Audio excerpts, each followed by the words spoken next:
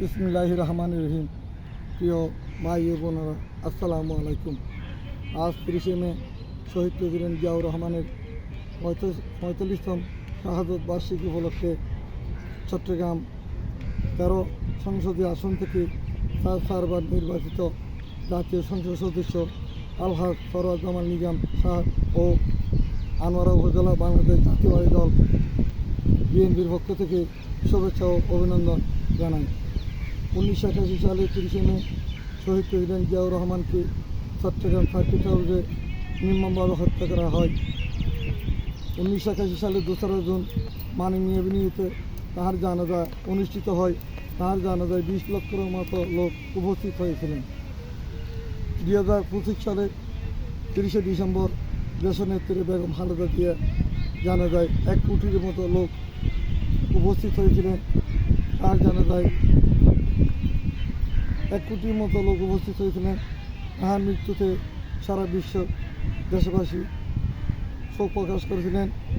1981 সালে 30শে মে চট্টগ্রামের সার্কিট হাউসে জিয়াউর রহমানকে হত্যা করার পর একটি দেশি বিদেশি চক্রান্তকারীদের ষড়যন্ত্রের মাধ্যমে তাঁকে হত্যা করা হয়। বাংলাদেশকে পঙ্গু করার জন্য, তাবেদারি রাষ্ট্র পরিণত করার জন্য দীর্ঘ 9 বছর দেশনেত্রী বেগম খালেদা জিয়া বাংলাদেশ জাতীয়তাবাদী দলের হাল ধরে নেতৃত্ব দিয়ে সরকারি এরশাদের পতন ঘটান এবং 91 সালে জাতীয় সংসদ নির্বাচনে সরকার গঠন করেন।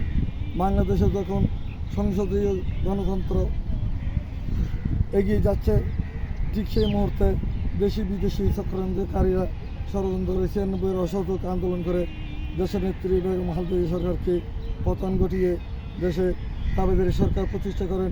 2001 সালের নির্বাচনে বেগম খালেদা জিয়া আবারও বাংলাদেশের প্রধানমন্ত্রী নির্বাচনে দেশ পরিচালনা করেন। আবারও আন্তর্জাতিক চক্রান্তের মাধ্যমে ষড়যন্ত্র করে মনীয় ফখরুদ্দিন সরকার ক্ষমতায় এসে বিএনপিকে হারিয়ে আওয়ামী লীগকে ক্ষমতায় আসেন। 17 বছর ফ্যাসিস্ট শেখ হাসিনা সরকার বাংলাদেশ জাতীয়তাবাদী দল বিএনপির উপর নির্যাতন চালিয়ে বিএনপিকে হাজার হাজার নেতাকে জেল জুলুম দিয়ে বেগম খালেদা জিয়াকে মিথ্যা মামলা দিয়ে দীর্ঘ 6 বছর কারাগারে বন্দী রেখে হয়েছিল।